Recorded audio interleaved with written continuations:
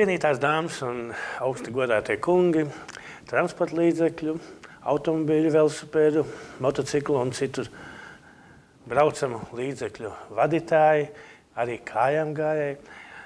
Automoto raidījums 2 ir atgriezies savā ierastajā LTV7 kanālā, un tā mēs turpināsim katru sestdienu pusē 9 no rīta, ar ko arī jūs un sevi apsveicam. Bet nostart gariem ievadiem, ķeramies uzreiz pie svarīgākā, kas ir noticies, jo jau 2 nedēļu atpakaļ 1. janvāri stājušies spēkā ir būtisks izmaiņas ceļu satiksmes noteikumos. Kā pirmais ir jāmin tas, ka jaunajos noteikumos ir stingri un diezgan precīzi aprakstīta velosipēda atrašanās vieta uz ceļa. Un šeit tā kārtība ir sekojoša, ka pirmkārt jau uz ceļa ir ierīkota velobraukšanai paredzēta infrastruktūra, tad velosipēdu vadītājiem ir jāpārvietojas pa šo infrastruktūru. Tā var būt gan velo josla, gan velo ceļiņš, gan kopējais gājēju velosipēdu ceļš, gan atdalītais gājēju velosipēdu ceļš.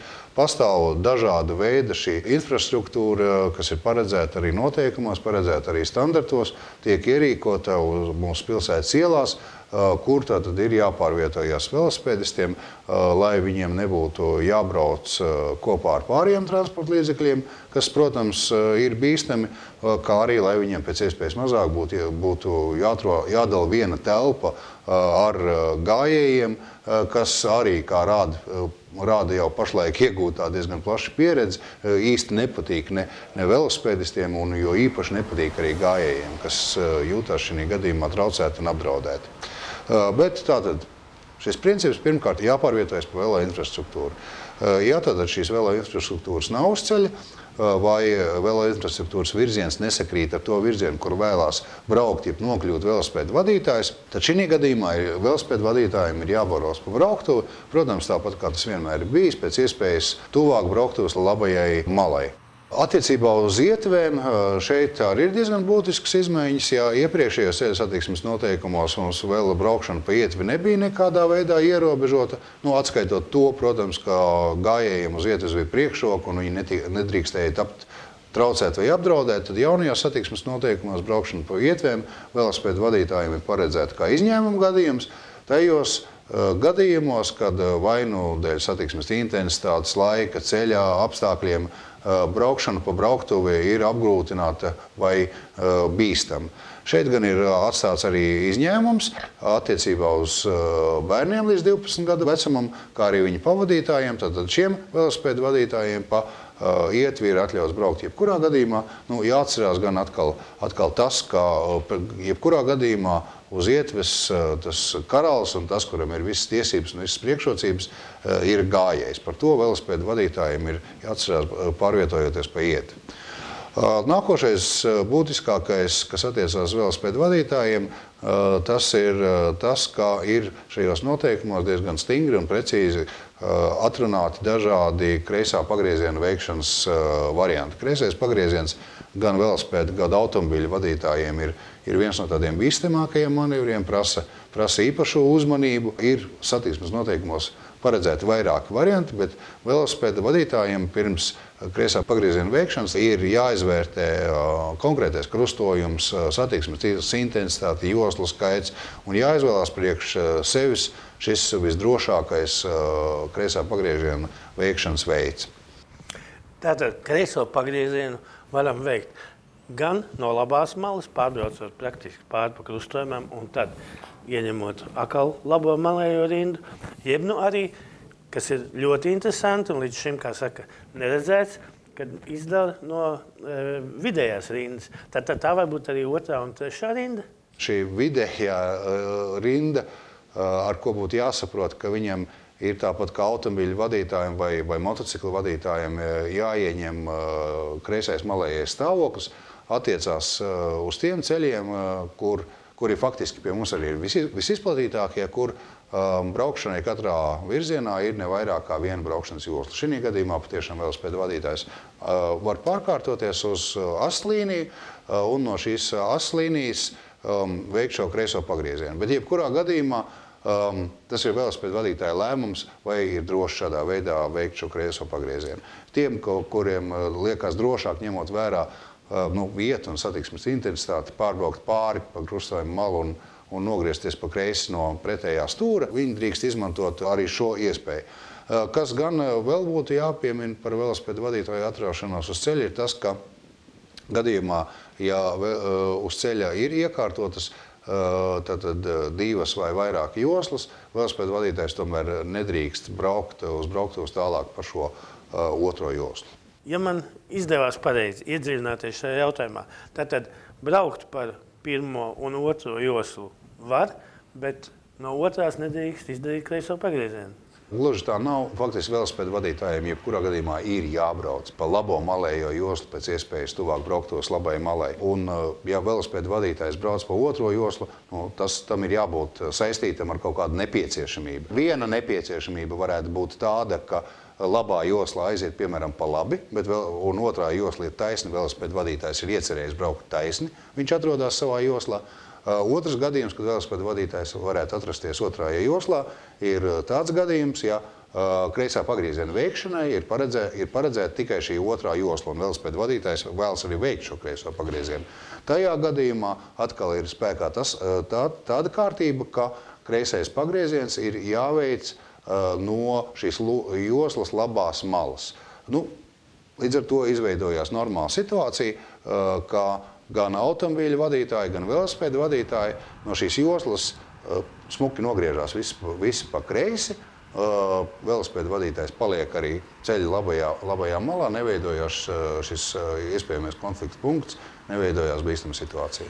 Vēl tādas, var teikt, ka atsevišķas normas attiecībā uz velosipēdu vadītājiem, bet tomēr pietiekoši būtisks. Ja iepriekšējos ceļa satiksmes noteikumos velosipēdu vadītājiem bija atļauts šķērsot brauktuvi pa regulējumiem gājēju pārējām kopā ar gājējiem, tad, kad deg atļaujošais luksofora signāls, tad zināms laiks ir pagājis, kad šī norma darbojās, un faktiski jau lielas problēmas viņi nav radījusi, un tika pieņems lēmums šādu atļauju attiecināt arī uz neregulējumiem gājēju pārējām. Kas gan ir jāmin, ka, protams, velosipēdu vadītājiem pirms tuvošanās jau pie šīm neregulējumām gājēju pārējām ir attiecīgi jāsamazina braukšanas ātrums, ja ir tāda nepieciešamība, jāpārliecinās par satiksmes drošības situāciju, tāpat kā gājējiem. Un tikai tanī brīdī, kad ir pārliecība, ka šī ceļa šķērsošana ir droša, velosipēdu vadītājs drīkst šķērsot ceļu pa šo neregulējumu gājēju pārēju.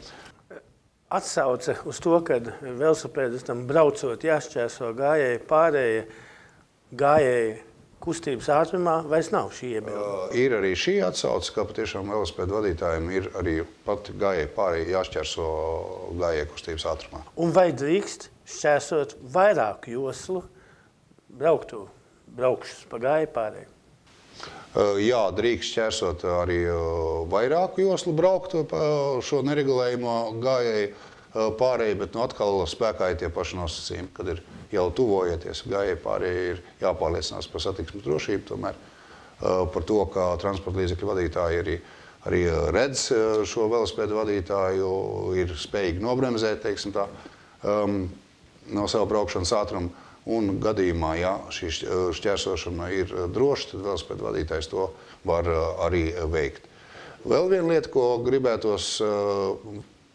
par ko gribētos informēt saistībā ar Velo satiksmes organizāciju, ka jaunajos ceļa satiksmes noteikumos ir ietverts tās risinājums, kas ļautu velosipēdu vadītājiem arī pārvietoties pa sabiedriskā transporta joslām. Tas gan ir tajos gadījumos, ja ir uzstādīts speciāls ceļazīmes. Tas ir zem šīs ceļazīmes, kas apzīmē sabiedriskā transporta joslu, apakšā ir papildu plāksnīte ar velosipēdu. Šī gadījumā tad velosipēdu vadītāji drīkst braukt pa šo joslu. Cienītie velosipēdu vadītāji, silti jums iesakām šajos vēsajos ziemas vakaros siltās mājās, siltās šķībiņās, pārlasīt vai pastīties internetā, sižetus, stāstus, pārlasīt noteikumus par šīm izmaiņām ceļu satiksmes noteikumos, kas domāts speciāli velosipēdistiem. Tās ir ārkārtīgi būtisks kustības drošībai, kā saku, arī jūsu veselībai.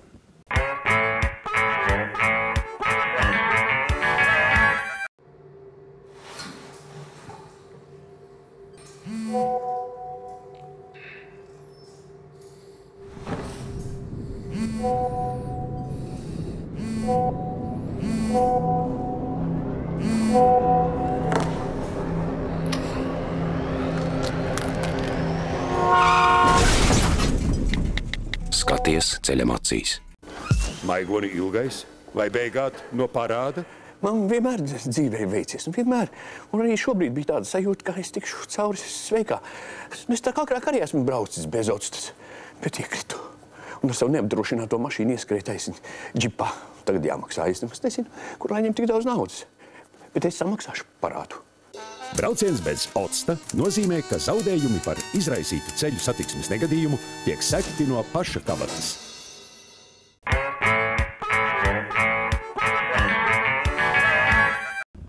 Grūti mācībās, viegli cīņā.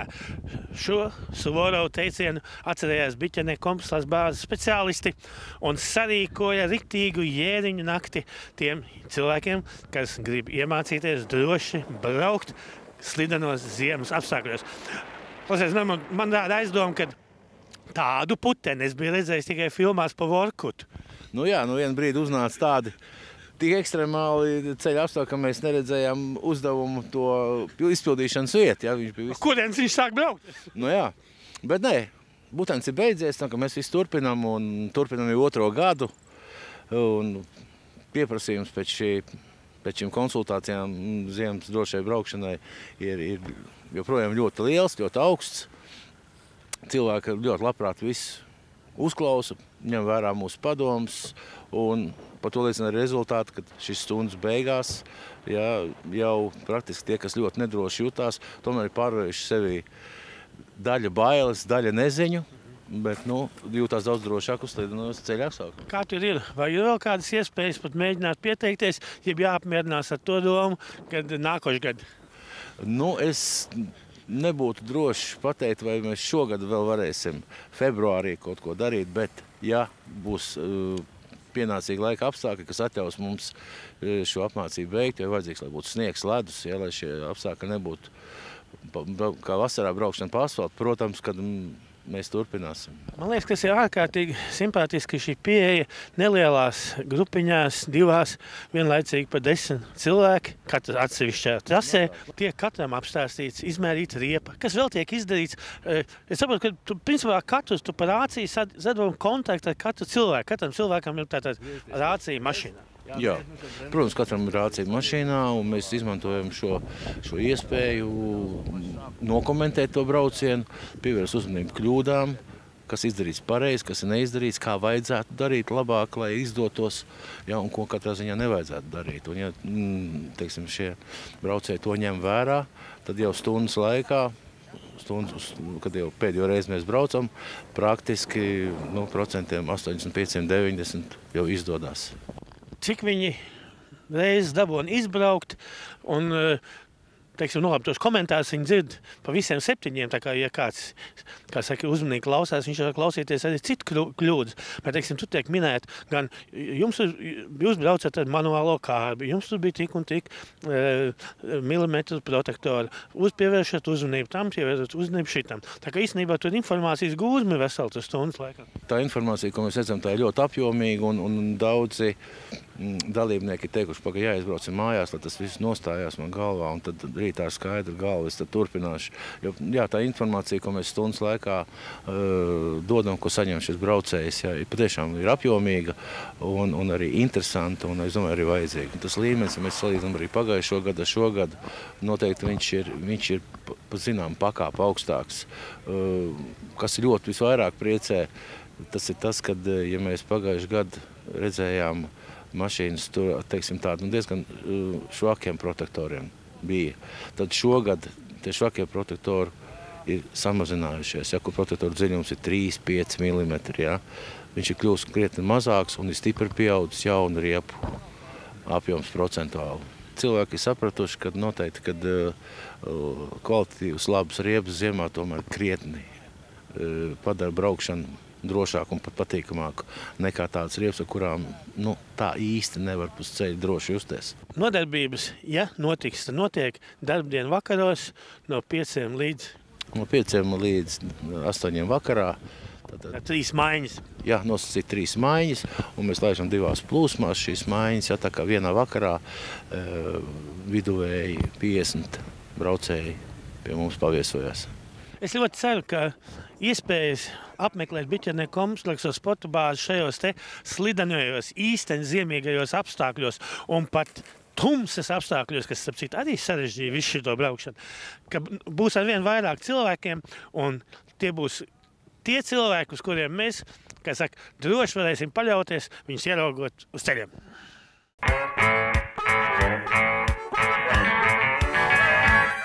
Hidrauliskās sistēmas un savienojumi.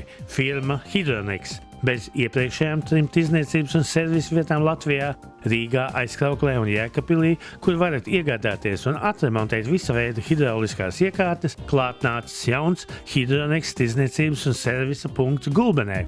Firma Hydronex Latvijā pārstāv čehu rūpnīcas Jihostroja ražotos Eneš tipa zobratu hidrauliskos sūkņus, visa veida šo sūkņu tirdzniecība un servis. Autodarbnīca ar vairāk kā 20 gadu pieredzi, Rolis servis, Čiekurkalna 2. līnijā 41, atgūs neatkarību un atgādina, mēs iedziļināsimies jūsu auto problēmās un piedāvāsim saprātīgāko risinājumu.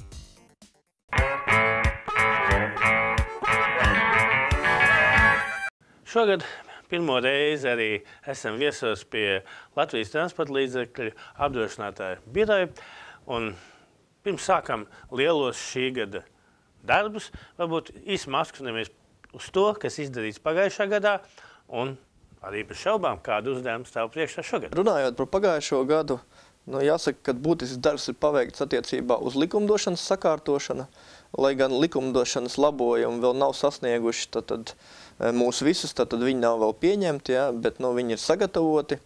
Būtiskākā lieta, manuprāt, ir tas, ka nedaudz precizēts termins par to, kādā brīdī transporta līdzeklim jābūt apdrošinātam, jo skatoties Eiropas praksi, mēs redzam, ka nevar vairs būt tā situācija, kad mašīna brauc kaut kur pa laukiem, ja, un viņi neapdrošināti, ja, jo viņi nepiedalās tādā aktīvā ceļa satiksmē. Principā sistēmai jābūt tādai, ka jebkurā gadījumā, braucot arī pa pļavu, transporta līdzeklim ir jābūt apdrošinātam, jo cietušai pusē ir jāsaņem apdrošināšanas atlīdzība. Šeit mēs vairāk saprotam tieši lauksaimniecības tehniku. Varbūt tās uz lauksaimniecības tehniku tas vairāk tā kā sācināts jautājums, ja, bet principā arī uz citiem transporta līdzekļiem, varbūt tās, es nezinu, tur medībām izmantojamiem, grūti man pateikt, ja, bet katrā ziņā visur var gadīties cilvēks, kas cieš, ja, un tad, protams, atlīdzība ir jāsaņem no šī apdrošināšanas veida.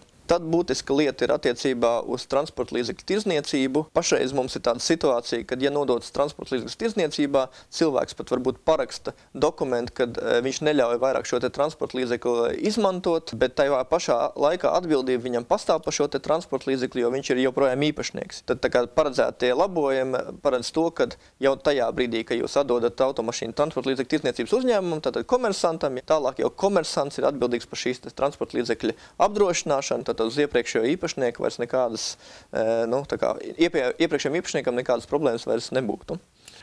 Šie 2 punkti, par ko mēs tikko runājam, tie vēl nav pieņemti. Jā, viņi nav pieņemti. Pašlaik tad šie dokumenti atrodas Finanšu ministrijā. Viņi plāno tālāk virzīt viņus uz valdību, ja, bet vēl, teiksim, tas process nav līdz galam norealizējies.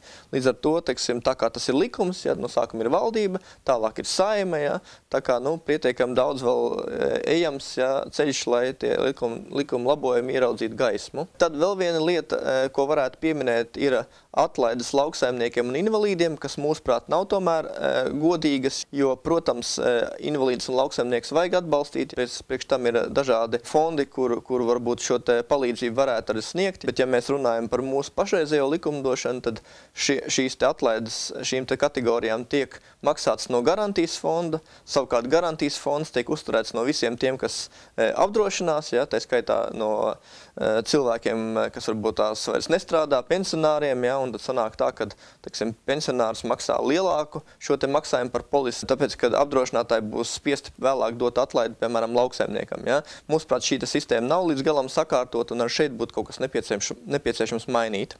Tad droši vien ir vērts pieminēt jau to lietu, kas jau pietiekami labi strādā, šie te jaunie ministra kabineta noteikumi, kas pagājuši gadu tad reāli sāka reāli darboties, kas paredz pietiekami lielas atlīdzības par nemateriāliem zaudējumiem. Ja? Tad principā mēs esam nonākuši jau tajā posmā, kad ne tikai tiek vērtēti dzelži, ja, bet arī par personu maksā ne tikai ārstēšanu, invaliditāti, bet arī maksā tātad, nu, zināmā mērā tā kā sāpju naudu, ja, par ciešanām, ja, sāpēm un ciešanām, tātad par nemateriāliem zaudējumiem. Ja, morālo kaitējumu. Nu jā, tā kā morālais kaitējums, nu, piemēram, cilvēks kļuvis pa invalīdi, ja, nu, tur vairs neko, teiksim, nu, viņš, protams, ārstējās, ja, bet, nu, viņš vairs pilnīgi vesels nekļūs, ja, nu, tad viņam tiek tā kā sāpju nauda izmaksāta. Tikko pieminētie jautājums kā ar likumdošanu. Kas vēl jūsu darbībā un dzīvē bijis interesants? Nu, jāsaka, ka diezgan grūta situācija mums ir ar garantijas fondu, ja, jo nu, tā ir mūsu visi interesi, lai viņš būtu pietiekamā apmērā. Un ir tā, ka šī naudas summa, kas ir uzstāta garantijas fondā, nepārtraukt krītās, ja, jo mums ir jāveic pietiekami lielas izmaksas saistībā ar likvidējumās apdrošināšanas sabiedrības balvas portfeli, ja, jo nu, negadījumi joprojām notiek ārzemēs, un mēs mums spiesti tātad izmaksāt šīs apdrošināšanas atlīdzības. Tāpat arī investīcijas nenes tik daudz naudas, kā mēs vēlētos. Nu, un neskatoties uz mūsu pietiekami agresīvo darbu ar regresu, ja, pret tiem cilvēkiem, kas neapdrošinās, tomēr šī tendence ir lejupējoša, un nu, šis garantijas fonda izmērs ir nedaudz virs 21 miljonus, un būtiskais varbūt priekš klausītājiem ir tas, ka tā, kad būs 20 miljoni, tad apdrošinātājiem jāsāk maksāt iekšā šajā garantijas fondā, lai uzturētu nepieciešamo apjomu. Ja? Un kas neizbēgami paaugstinās octa polises cenu. Es nezinu, vai paaugstinās, bet nu, katrā ziņā apdrošinātājiem šī nauda no kaut kurienes ir jāņem, ja? Un tā loģika prasa to, ka nu, viņi ņem no saviem klientiem. Ja? Līdz ar to, nu, protams, agrāk vai vēlāk tas atstāja iespēju uz tām iemaksām, ko mēs visi arī veicam. Nu, nobeidzot, nu, teiksim, mūsu būtiskos notikumus pagājušajā gadā nevar nepieminēt konferenci. Mums pirmoreiz Latvijā notika liela mēroga konference, kur piedalījās vairāk 80 delegāti no 31 valsts, kas ir ikgadējā konference starp garantijas fondiem, informācijas centriem un kompensācijas iestādēm. Nu, tā ir tā institūcija, principā, ko Latvijā pārstāv transporta līdzekļu apdrošinātāju birojas. Citās valstīs tās ir vairākas neatkarīgas institūcijas. Ja. Nu, un, jāsaka, teiksim, mums bija liels gods šo konferenci organizēt. Ja. Nu, un esam priecīgi, kad vērtējums tiešām ir labs. Mēs arī uzstājāmies ar savu prezentāciju par mūsu IT sistēmu, ja, un saņēmām ļoti labu vērtējumu, ja, jo tomēr Baltijas valsts ir tiešām vērtējumas IT jomā kā vienas no progresīvākajām, tāpēc, nu, jāsaka, kad esam gandrīti par šo labo novērtējumu. Vēl bez pieminētajām aktivitātēm likumdošanā un darbībām ar garantijas fondu Latvijas transporta līdzekļu apdrošinātāju birojas pagājušajā gadā izveidoja modernu viedtālruņu aplikāciju, ar kuras palīdzību var gan apskatīties, kādas cenas ir iespējams par octa polisēm, gan arī viņas izvēlēties, samaksāt, kā arī daudz citas liederīgas darbības, kas ir izdarāmas ar datu bāzi, kas ir Latvijas transporta līdzekļu apdrošinātāju biroja rokās. Nu, jāpiezīmē, ka šī aplikācija drīz iegūs arī savu krievisko versiju, ja? Līdz ar to būs droši vien vēl ērtāk lietojam, nu, tā kā plašākam cilvēku lokam.